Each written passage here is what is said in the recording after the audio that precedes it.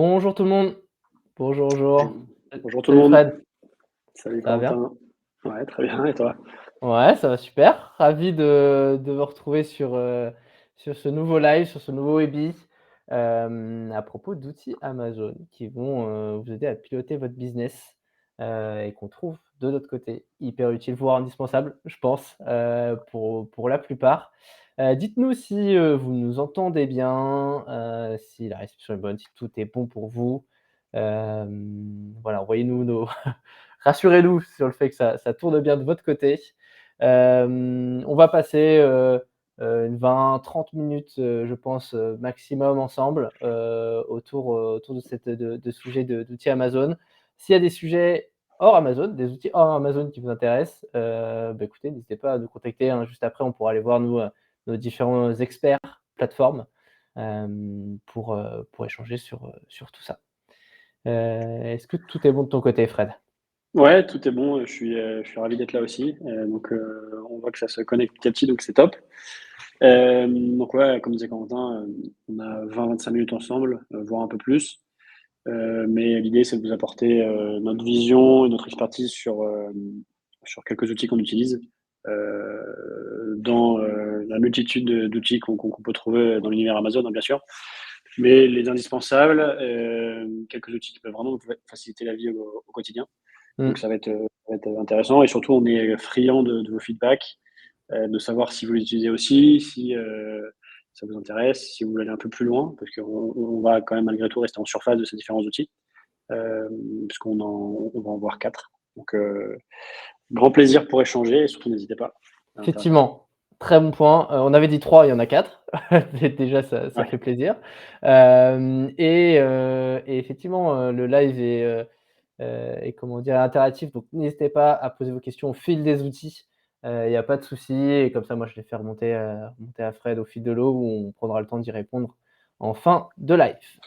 Écoutez, c'est parti. Je vous parle rapidement, d'e-tail pour ceux qui peut-être ne connaissent pas, nous connaissent moins.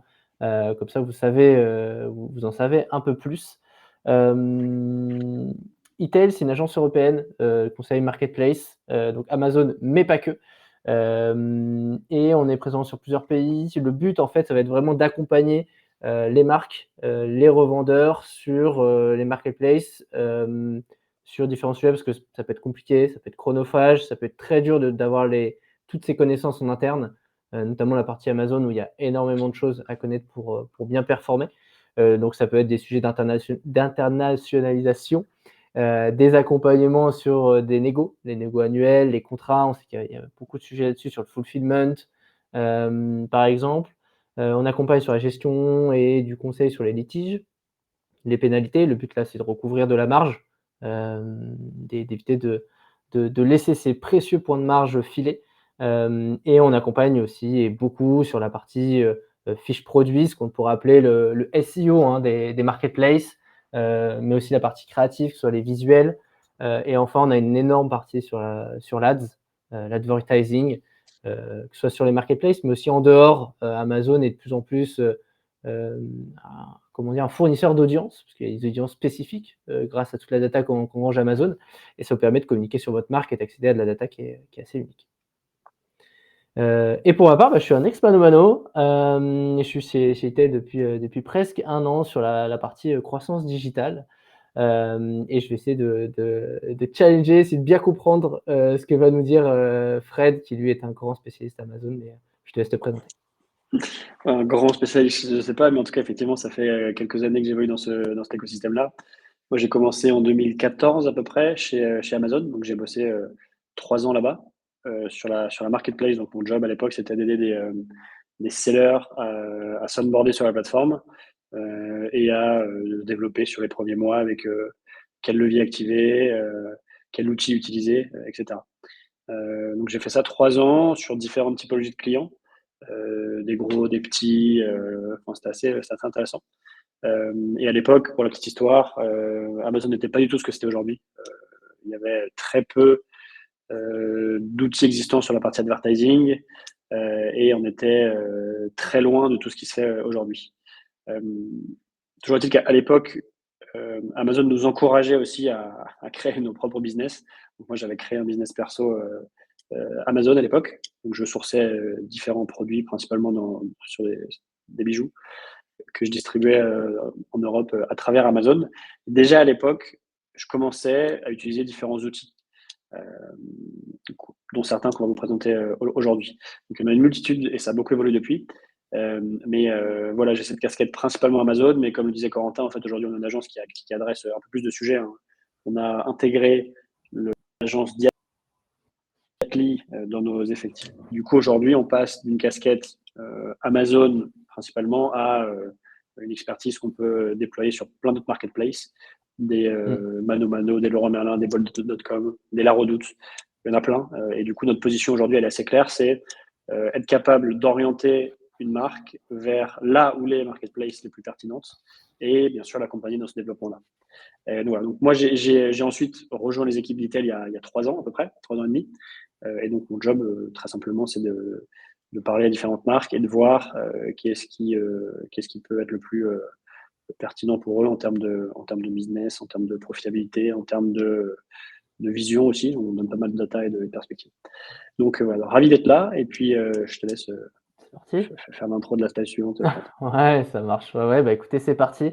On va vous présenter la petite sélection d'outils. Il y en a vraiment énormément des outils Amazon. Donc on a fait cette sélection parce que les dashboards Amazon sont pas exhaustifs, on va dire, sont peu pratiques sur certains points. Je vais vous mettre pour que vous puissiez suivre nos différents prochains lives actualités. Je vous mets dans le chat tout de suite notre newsletter. Comme ça, vous pouvez accéder dans le lien, c'est avec Julien que je vous envoie ce petit lien. Et puis on commence tout de suite avec Helium 10. Ouais, alors juste avant de partir sur LMTL, justement, je vous ai mis une petite capture qui est non exhaustive, mais qui donne en fait un aperçu assez intéressant de la multitude d'outils qu'on trouve dans l'écosystème Amazon. Donc là, il doit y en avoir une petite centaine. On vous a entouré ceux avec lesquels on a bossé ou avec lesquels on bosse. Bon, il y en a vraiment un paquet, hein. Moi, il y a 10 ans, il y en avait déjà quelques-uns qui existaient. Des Jungle Scout, des trucs comme ça, c'était déjà en place. C'était embryonnaire hein, par rapport à ce que c'est aujourd'hui. Il y avait juste une fonctionnalité, des trucs qui coûtaient 5-10 euros par mois maximum. Aujourd'hui, on est sur des outils quand même plus installés. Il y a une vraie émulsion dans cet écosystème. Donc, il y a beaucoup de boîtes qui se créent, qui se vendent sur la forme de SaaS. Donc, c'est assez intéressant comme partie. Donc, voilà, on en a testé plein chez Tail. Il y en a sur lesquels on a fait marche arrière, d'autres qu'on a recommencé à utiliser et d'autres qui sont utilisés de façon très stable dans notre organisation depuis le début. Donc là, je vous ai entouré quelques-uns d'entre eux, des DataHawk, des Helium 10, des Keepa, des PackView. Tout ça, c'est des outils qu'on utilise au quotidien.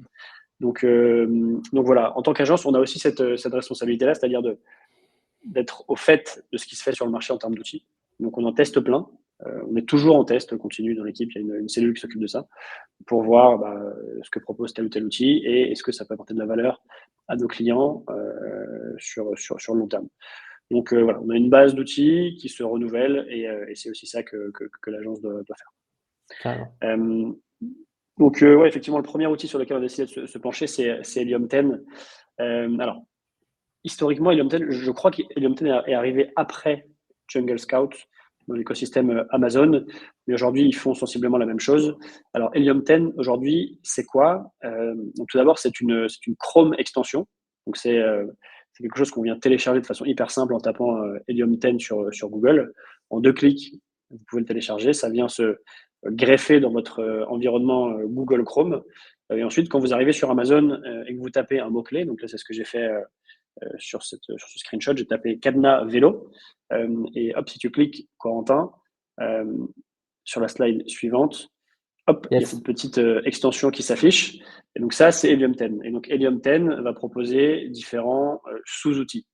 Donc le premier sur lequel on clique et sur lequel, c'est ce qui fait la renommée, on va dire, d'Helium 10 et que la majorité des gens l'utilisent pour ça, c'est la fonctionnalité qui s'appelle X-Ray, donc Amazon Product Research. Donc vous tapez un mot-clé cadenas de vélo, vous appuyez sur X-Ray et hop, Amazon, la Chrome extension vient extraire différentes données qui s'affiche sur votre écran. Donc, c'est exactement ce que vous avez là. Donc là, sur toutes les pages produits qui ressortent sur la requête cadenas vélo, j'ai différentes datas qui sont hyper intéressantes. Je vais avoir forcément des trucs très factuels, hein, le titre, le prix, etc. Mais je vais aussi avoir les estimations de volume de vente. Donc j'ai une colonne qui s'appelle Sales, qui est le volume d'unités qui va être fait sur les 30 derniers jours. La colonne d'à côté qui est la colonne Revenus, qui va être le chiffre d'affaires associé à ce produit. Donc c'est hyper précieux. Il y a plein de marques qui l'utilisent et il y a aussi plein de marques qui ne savent pas que ça existe. Quand on se rend compte que ça existe, déjà on attire la curiosité chez toutes les marques, puisque le constat il est simple, hein. On peut aller voir les ventes de n'importe quel produit sur la plateforme et les estimations sont quand même assez précises. Je fais un tout petit aparté sur ce sujet-là. Comment sont calculées ces estimations? Historiquement, il y a plusieurs moyens utilisés par les outils. À l'époque, ce qui se faisait beaucoup, c'était un algorithme qui allait commander de façon virtuelle 999 unités d'un produit. Et donc, quand vous faites ça sur Amazon, la plateforme vous répond « Désolé, il ne reste que 650 unités en stock ». Et donc, l'algorithme faisait ça tous les jours et donc ensuite calculer un delta. Donc, on en avait 650 en stock le lundi, 649 en stock le mardi. Donc, du coup, il y avait eu une vente sur la journée précédente. Donc, ça permettait d'avoir déjà une idée assez précise des volumes.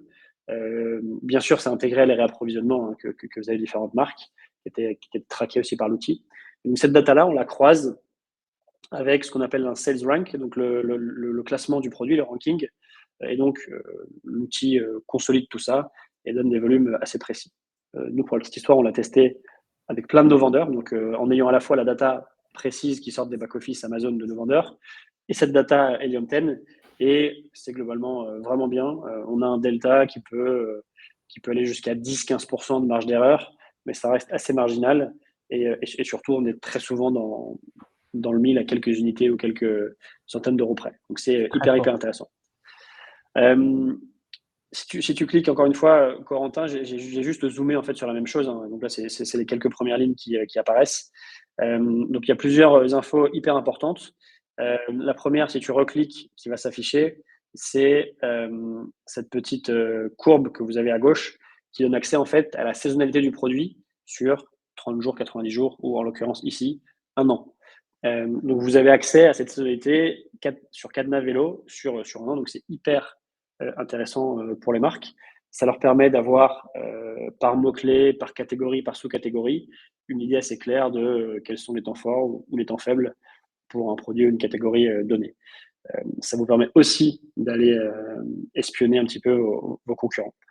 Donc ça, c'est une data qui est hyper précieuse, qui peut à la fois aider, historiquement, c'était d'ailleurs le cœur de business, hein, les entrepreneurs, donc des gens qui voulaient lancer un business sur Amazon un peu dans leur garage, un peu comme ce que j'ai fait à l'époque.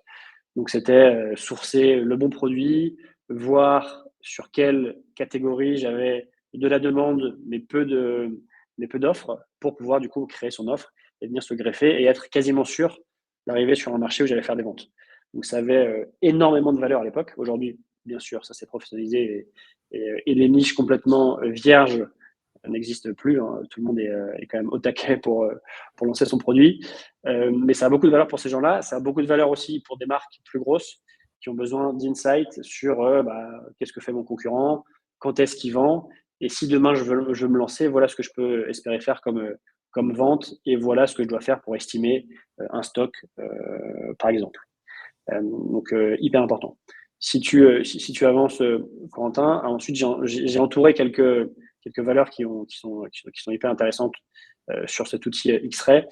Premièrement, je vais avoir le total revenu, donc c'est le chiffre d'affaires généré sur les 30 derniers jours par les fiches produits qui remontent sur ma requête. Donc on est sur un autre mot-clé, on est passé sur vélo pliable.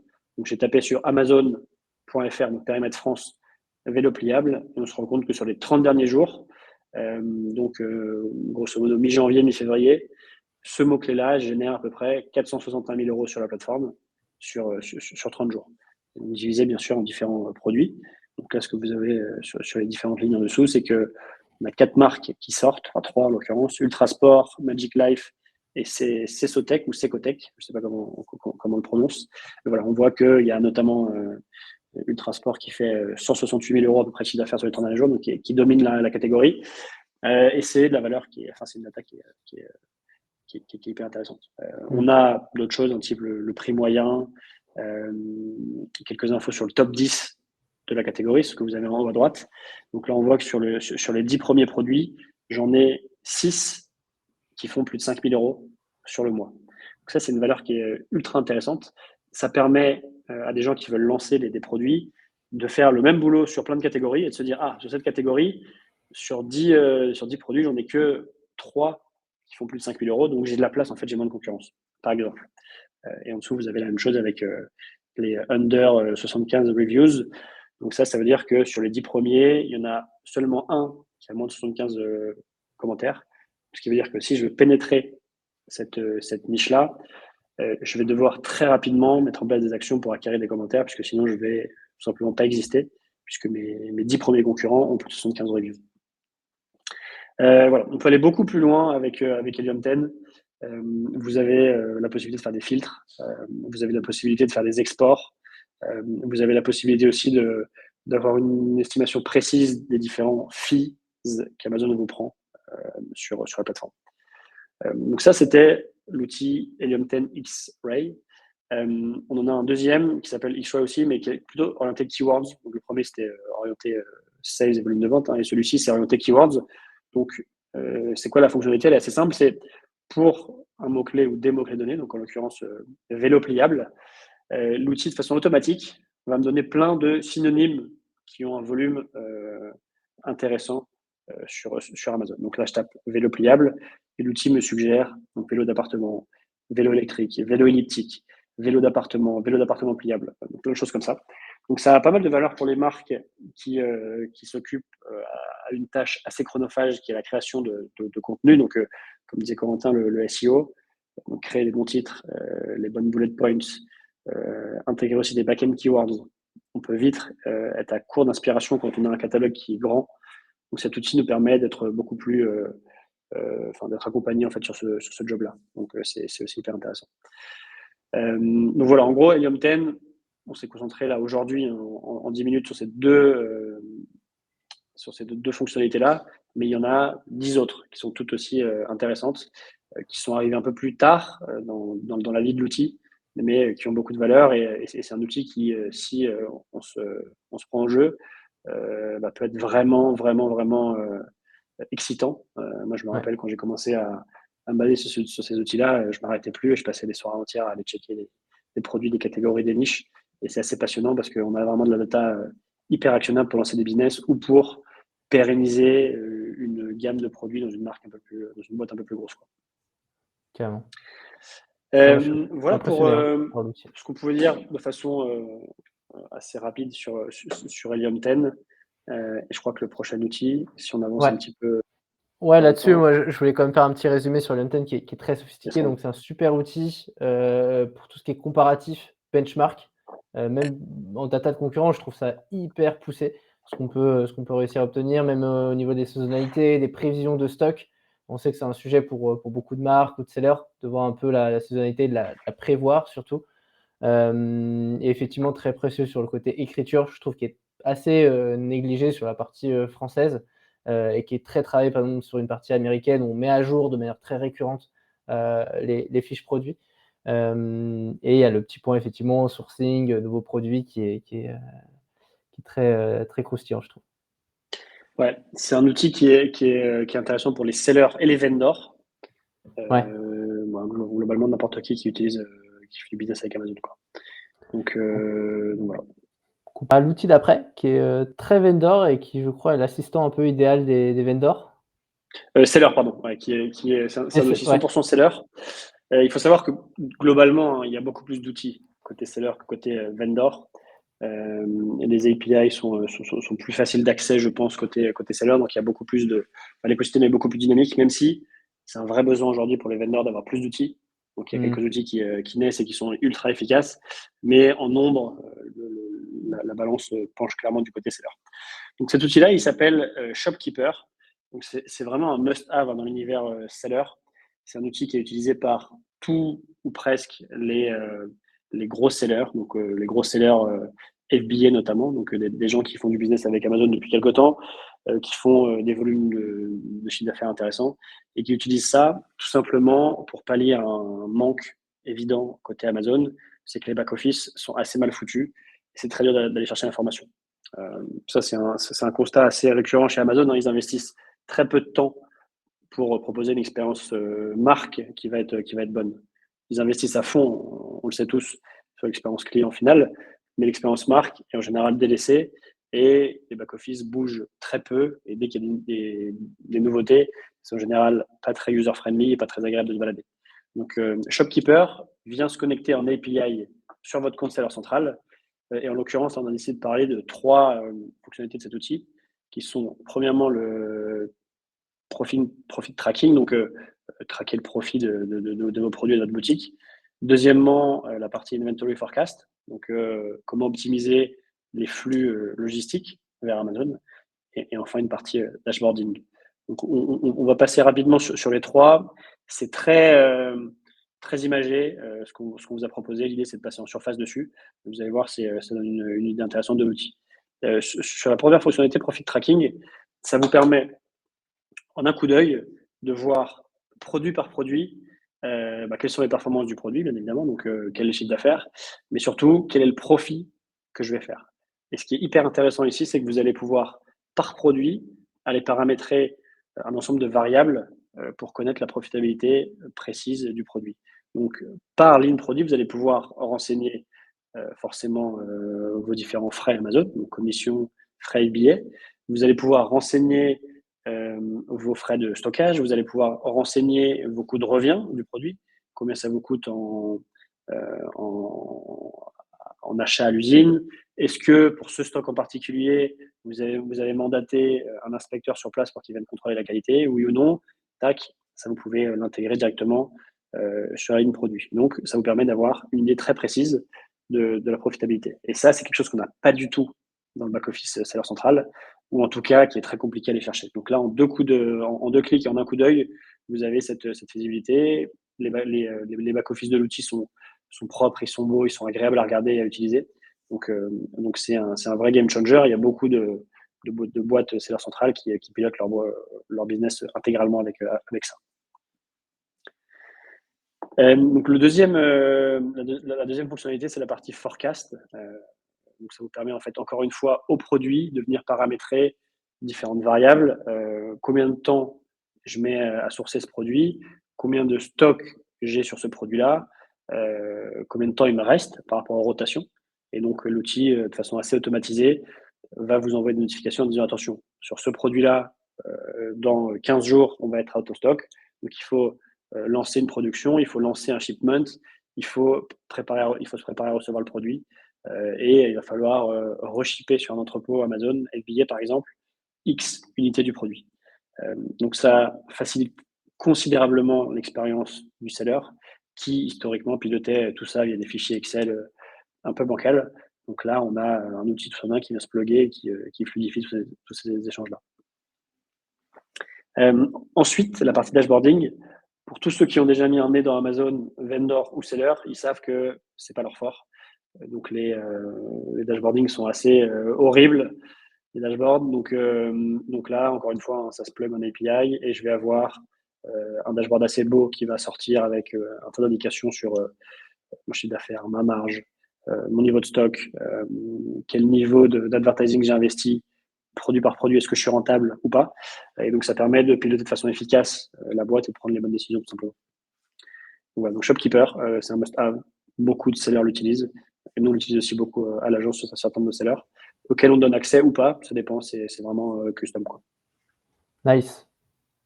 Le prochain, en très court.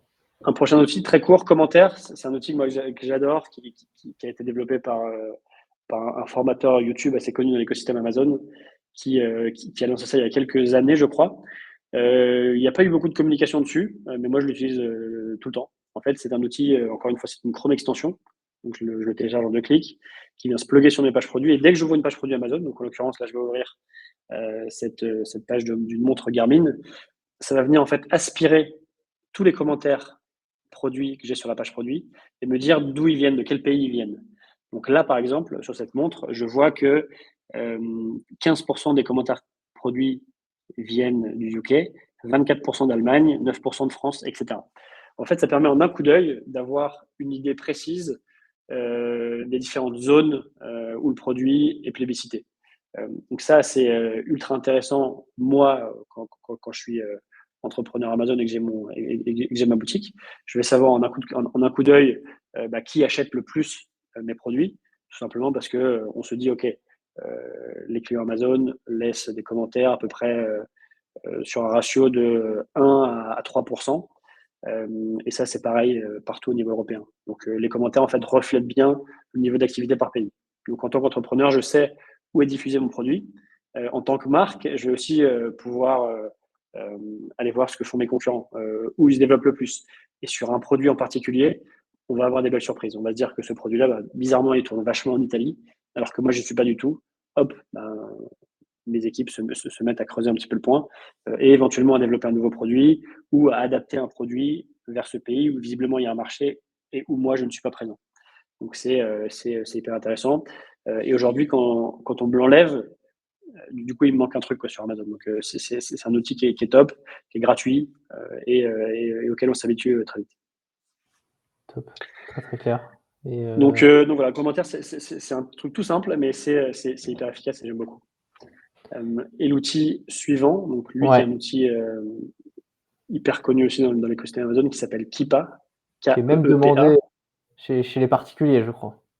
Ouais, exactement. Il y a beaucoup de particuliers, notamment aux US, je crois, qui l'utilisent en fait pour être sûr d'acheter le produit au meilleur prix. Mais globalement, là, c'est pas une Chrome extension, mais c'est une un petit truc qui vient se greffer sur votre page produit Amazon, un peu en dessous de toute la partie photo, titre, bullet points, et qui vient se greffer en natif, je dirais, sur la page, et qui va traquer en fait les différents niveaux de prix dans le temps. Donc, ce qui est intéressant, à la fois pour le particulier, effectivement, qui sait que potentiellement il y a une grosse promotion il y a 3 mois, et le produit était à moins 20%, donc là le produit est remonté, donc potentiellement je vais attendre un petit peu. Mais en tant que marque, ça permet aussi d'aller chercher des infos sur votre buy box. Sur un produit où je vais avoir plusieurs acteurs, donc des vendors, des sellers, etc., ça permet de traquer de façon précise à combien vend Amazon via son offre vendor, à combien vendent les différents sellers qui sont mappés sur la page produit. Et ça me permet du coup d'ajuster mon niveau de prix de façon beaucoup plus efficace. Donc ça, c'est un outil qui est un peu vieillot dans le style, mais qui apporte beaucoup de valeur aussi sur une navigation Amazon. Ça permet un tracking au niveau du produit, ça permet aussi un tracking au niveau du ranking du produit au sein de sa catégorie. Donc on voit quels sont les produits aussi qui évoluent dans le bon sens ou dans le mauvais sens. Donc c'est plutôt cool. Et pour finir sur cet outil-là, pardon, autre fonctionnalité intéressante, ça va être le nombre d'offres que je vais avoir sur un même produit. Donc, il permet en fait d'assesser si tel ou tel produit est vraiment demandé et donc vraiment bataillé par plein de fournisseurs. Et donc, ça me permet de me dire aussi en tant que marque, OK, bon là, j'arrête de me battre puisque j'ai 20 acteurs sur le même produit, j'ai une guerre de prix. Bon, moi, je vais rogner sur ma marge, donc je préfère aller me concentrer sur d'autres produits qui sont moins compétitifs. Donc, hyper intéressant, Keepa également. Très clair. Je vous ai envoyé, pour ceux qui veulent approfondir, hein, sur certains sujets, que ce soit là le sujet outil, mais sur bien d'autres, l'agenda de Fred, si vous voulez poser des questions, il est aussi dispo sur LinkedIn si vous voulez lui envoyer des petites questions, n'hésitez pas, même si ça prend que quelques secondes. Et je crois que tu nous as prévu un petit bonus, Fred. Ouais, un petit bonus sur la slide d'après. Effectivement, là, on a pas mal parlé d'outils externes, donc on est allé très rapidement. On pourrait passer des heures sur chacun d'entre eux. Et avec grand plaisir pour en parler un peu plus si vous voulez. Mais on a là un screenshot en fait des différents outils qu'on utilise en interne. Ça, c'est des outils qu'on a développés chez nous. Donc, on a une cellule qui fait du développement chez Etail. Et donc, on va venir se greffer sur votre seller ou sur votre vendor et venir vous sortir pas mal d'insights et les présenter sous forme de dashboard complètement custom en fonction de ce que vous voulez voir apparaître. Donc là, vous avez 2 exemples. Un exemple à gauche sur des datas qui sortent côté vendor, et à droite sur un dashboard un peu plus fourni qui est assez cool, avec plein d'informations aussi sur la partie vendor. Donc en fait, quand on commence avec une marque, on va de façon très concrète lui demander en fait quels sont les KPIs à suivre, et on va construire ensuite, un peu de façon sur mesure, ce dashboard qui aide considérablement les marques à la décision, qui permettent de monitorer le compte de façon plus efficace. Donc voilà, c'était juste un petit aparté, mais voilà, l'idéal quand on pilote un compte vendor ou un compte seller, c'est évidemment de mixer le meilleur des 2 mondes, hein, de l'outil externe, et si on peut, des outils internes qu'on développe en tant que marque ou auxquels on a accès via une agence. Et encore une fois, la data, c'est quelque chose qui est à date, on constate tous les jours, sous-estimé par les marques qui pilotent pour beaucoup leur business Amazon un peu au doigt mouillé, on va dire pour faire simple. Mais dès qu'on rajoute cette couche data en parallèle, ça nous permet d'être beaucoup plus efficace, d'aller plus vite, d'éviter les erreurs, et surtout de se concentrer uniquement sur des lignes de produits qui sont profitables. Et ça, c'est un combat que beaucoup de marques n'ont pas encore compris. C'est que ça sert à rien d'aller sur Amazon sur des lignes de produits pour lesquelles on n'est pas bon. Il y en a beaucoup qui le font. Donc c'est souvent des coups d'épée dans l'eau, et on essaye via cette data-là de contrer ce phénomène-là. Carrément. Ouais, puis après on abandonne sûrement pour les mauvaises raisons. Effectivement, d'être data strict, je pense que c'est important. On arrive sur la fin de notre webinar. Je vous invite à nous poser vos questions. Moi, j'en avais une que j'avais eue en amont, sur la partie, on peut pas être exhaustif, on va faire sûrement une partie 2, mais sur la partie ads, on m'avait posé la question effectivement des outils qu'on utilise, sans vraiment entrer dans le détail, hein. Moi, je sais qu'on utilise beaucoup et on a déjà fait des présentations avec Pacvue. Frédéric, je sais pas si tu pensais à un autre outil ou si c'était, En plus de Pacvue? Pagview. Ouais, ou si Pacvue Ouais, je sais que c'est tout du nous top. sur la partie effectivement là on c'était beaucoup d'outils très retail, je dirais. Mais aujourd'hui sur la partie retail média, donc sur la partie advertising, c'est impossible de piloter sans outils. Donc nous on utilise du Ouais. Pagview beaucoup, notamment pour les gros budgets. On utilise aussi du M19 beaucoup, qui est un Ah autre oui, outil hyper intéressant qui utilise de l'IA. ouais. Donc systématiquement, c'est une double approche à la fois outil et humaine. Donc on vient plugger un outil qui nous permet de gagner du temps parce que l'outil analyse des grands volumes de données. Et on rajoute bien évidemment une surcouche humaine avec des experts qui maîtrisent parfaitement l'outil et qui ont un peu aussi de background dans l'univers advertising. Donc ça permet d'avoir une vision un peu plus profonde du sujet. Je vous ai mis les termes, dans le chat si jamais, au niveau de l'écriture. Écoutez, ce fut un plaisir. Est-ce que Fred, tu avais un élément en plus? Est-ce qu'on est tout bon pour toi? Non, le dernier élément que je pouvais partager, c'est que là, Ouais? effectivement, c'était des outils très Amazon. Sur les autres marketplaces sur lesquels on intervient, il y a relativement peu d'outils à date, mais en tout cas, les équipes retail sont sur le pont pour sourcer ces nouveaux outils qui vont arriver, parce que c'est sûr que ça se développera aussi, sur des Zalando, sur des bol.com. Donc, il y a plein de choses à faire. Il y a quelques trucs qui sortent, mais c'est encore c'est encore le début, tout simplement. Donc, on est au taquet là-dessus, et n'hésitez pas à me contacter pour approfondir un sujet, pour avoir aussi accès à cet outil sur quelques minutes, si vous voulez qu'on regarde un truc ensemble, puisque Ouais. globalement, c'est des outils qui sont gratuits pour certains d'entre eux, mais avec une version payante dès qu'on s'en sert un peu plus. Et un Helium 10, pour vous donner une ordre d'idée, c'est quelques centaines d'euros par mois. Donc, c'est pas forcément accessible à tout le monde, surtout quand on ne sait pas l'utiliser. Donc, n'hésitez pas à me contacter. C'est avec plaisir que je prendrai un peu de temps pour vous aider. Carrément. Écoutez, ça fait un plaisir de vous avoir aujourd'hui. On vous retrouve très bientôt dans nos prochains lives. On en a un qui se prépare, fin mars, donc restez connectés à notre chaîne LinkedIn, à nos LinkedIn, perso pour qu'on vous informe de tout ça.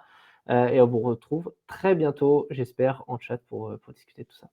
Merci Merci Frédéric. à tous. Très bonne journée. Merci Corentin. À plus. Ciao, ciao. Salut à tout le Bonne monde. journée. Ciao tout le monde. Bye bye.